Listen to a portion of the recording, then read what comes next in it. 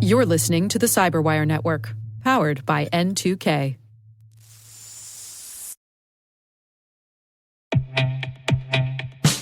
Tired of cybersecurity mega conferences? MWise is different. With a focused agenda and targeted problem solving, MWise is where security's best go to get better. From September 18th through the 20th in Washington, D.C., you'll join a special community of security's sharpest minds. Hear perspectives you might not get anywhere else, and reach a new level of mastery that'll prepare you for what's next. Register early and save at mwise.mandiant.com/conf23. That's mwise.mandiant.com/CONF23.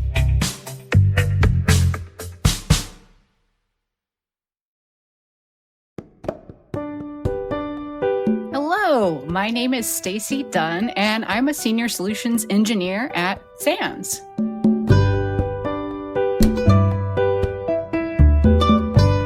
I wanted to be a little bit of everything. If you were to ask me back then, I would tell you, well, I want to be a veterinarian, and I want to be an artist, and I want to be a teacher, and I want to be this and this and this.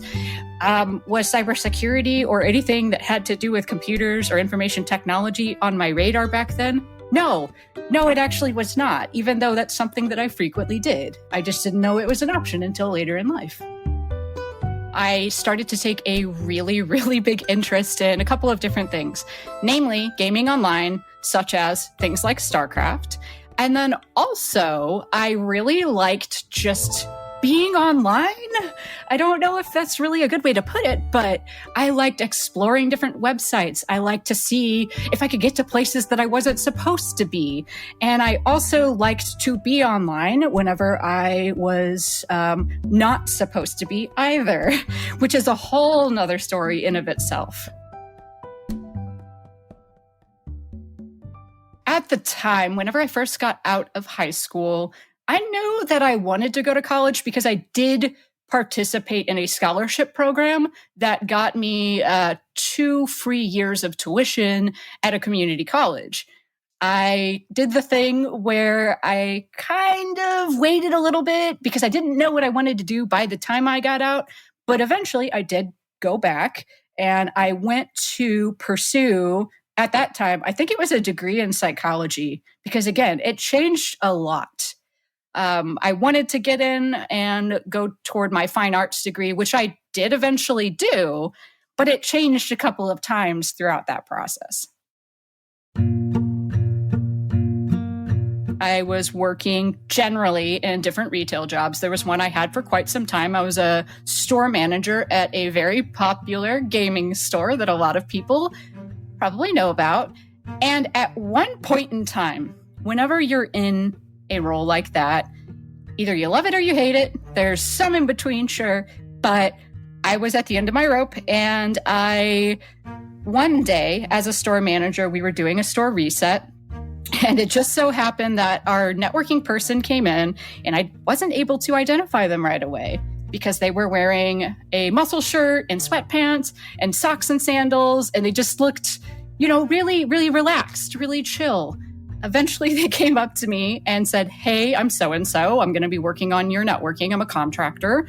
And the first thing that I thought to myself after being so frustrated with being a video game retail store manager was, wow, I wish I could be more like that guy. Maybe I need to get into tech.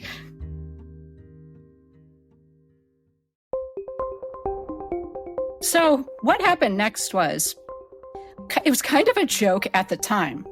I went to my partner and I had expressed that interest to him. I said, I don't want to do this anymore. Maybe I'm thinking of going back to school. And at that time, he said, absolutely. I've seen you troubleshoot your own stuff. Like when you had a tablet that you couldn't connect, you were able to find the legacy drivers that you needed. I've seen you hook up your computer to the printer before. He's like, I don't really have to help you with a lot of any of those things. I really think you could be good at this. You have a knack for it. So what that turned into was I decided I wanted to go back to school, and I started to pursue a degree in management information systems and information assurance. In the meantime, I got a part-time work study role at school at their information technology department. And at the same time, I also got a part-time job as a teller at a bank. And interestingly enough, the bank teller position is what elevated me into my first, I guess, more serious technology role. 4 months after being a teller, I was already promoted to help desk. And then for help desk, after 4 months of being in help desk and purposefully trying to solve information security tickets, I was in information security. At that time, the CISO that promoted me into information security was a SANS instructor and had familiarized me with the organization, some of the content, and just kind of more communities or organizations that are centric to information security in general. I would say my leadership style specifically, I try to be very collaborative. I try to definitely, work alongside people and pull other business units together so we're all on the same page. I like to create repeatable frameworks. That way we don't have to do things from scratch over and over again. So that's kind of the style that I like to fall into. I like to, be very transparent, communicate clearly, and make sure that we all align with things that we're best at doing. And then, of course, sometimes challenge ourselves as well.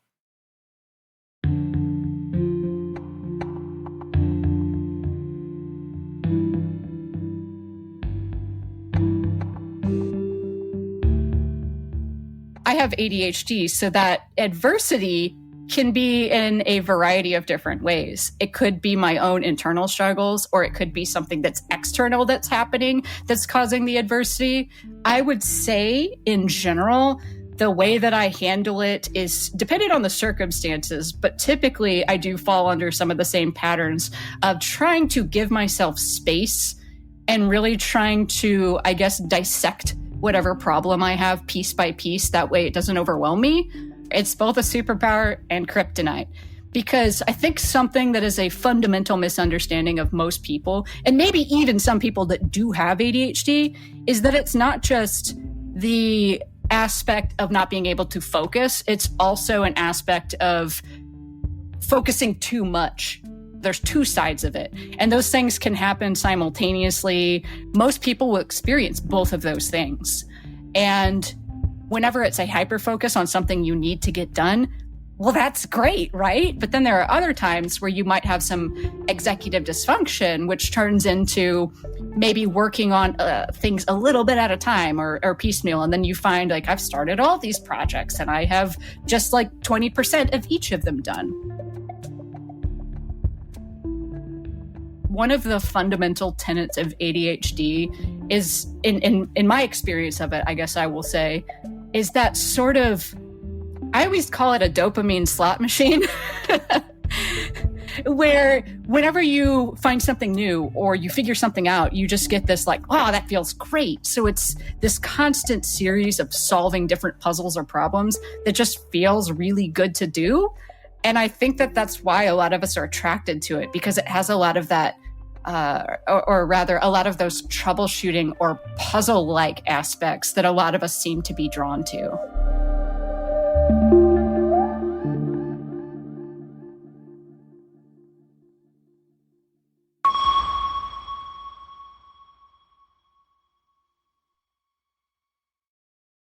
Hello, listeners. We're always looking for ways to improve the Cyberwire network to give you an intelligence-driven news experience that saves you time and keeps you in the know on the latest developments in cybersecurity. We'd like to hear your feedback in our 2023 audience survey. Complete this survey for a chance to win a $100 Amazon gift card. Visit thecyberwire.com/survey. That's thecyberwire.com/survey and share your feedback. Thanks.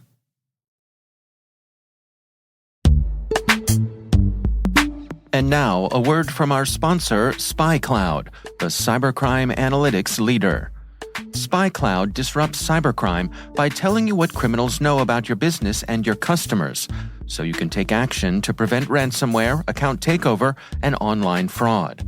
SpyCloud constantly recaptures and analyzes new data from the criminal underground, including credentials, cookies, and PII siphoned from malware-infected devices. With knowledge of the specific data criminals have in hand from InfoStealer malware on managed and unmanaged devices, security teams can respond with a more efficient and effective process called post-infection remediation. Get SpyCloud's post-infection remediation guide outlining the 7 steps for preventing a malware infection from becoming a full-blown ransomware incident. Visit spycloud.com/cyberwire. That's spycloud.com/cyberwire. And we thank SpyCloud for sponsoring our show.